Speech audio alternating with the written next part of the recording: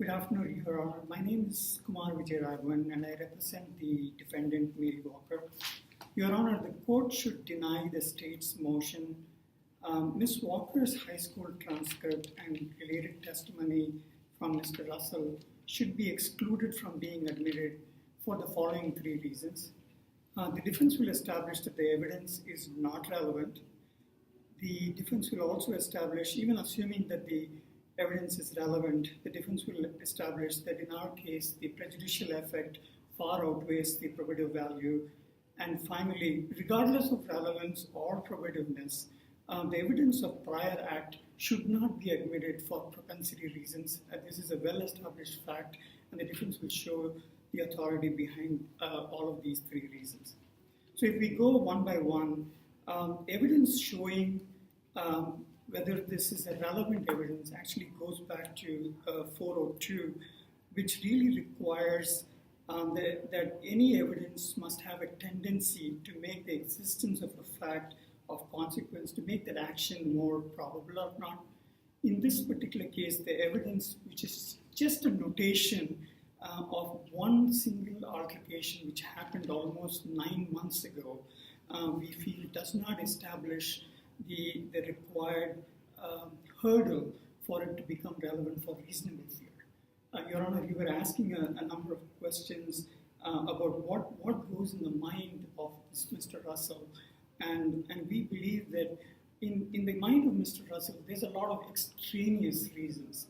He's imagining Columbine. He's an inexperienced teacher.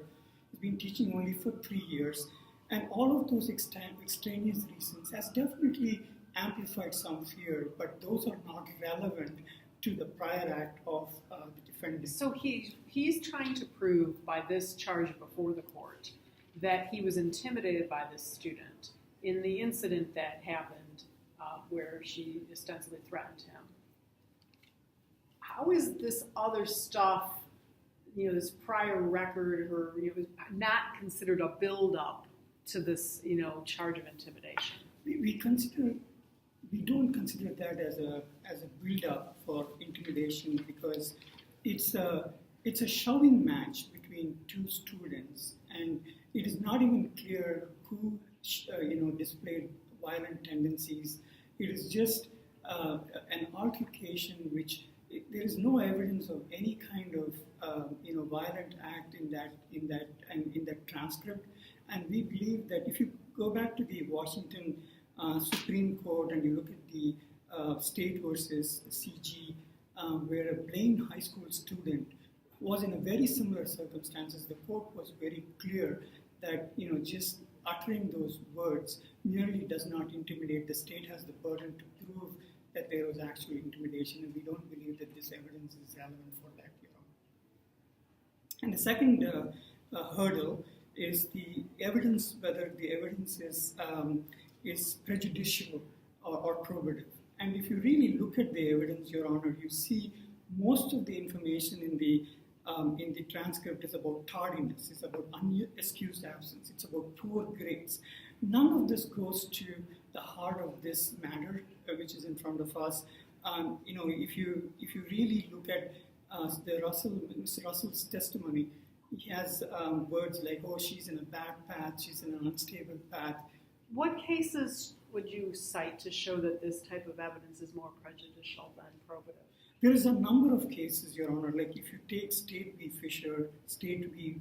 Wade, State v. Pogue, these are all cases where prior evidence, even if, for example, State v. Fisher, the prior evidence of molesting stepchildren was not admitted because it was deemed prejudicial. Similarly, in State v. Wade, the possession of cocaine was not admitted because it was deemed prejudicial. But I feel the defendant believes that the most important case would be State v. Smith, because in that case, the defendant was deemed to be a rapist because he had some prior burglary, and he was actually arrested because of some vague description given by 3 women.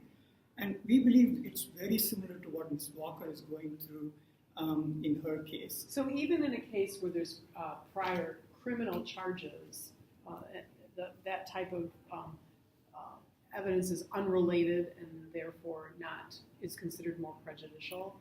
Yes, and we also contrast that with State v. Berrigan, which you mentioned, Your Honor, is a consistent pattern of violence which was displayed, which proved intent. So there has to be some kind of a repetitive behavior for the court to be able to cross this hurdle, and we don't believe that exists here. And finally, the propensity argument here is pretty clear, Your Honor, because there's a very high bar before the court admits evidence of character, and in this case, just given all of the other information which is in the evidence, it will all be used by the jury to only prove that Ms. Walker is in a bad path. But that's not the issue here. So we believe the propensity argument also goes in the favor of defense, and for all the three reasons, we request that you deny the motion from the state. Thank you. Okay. For our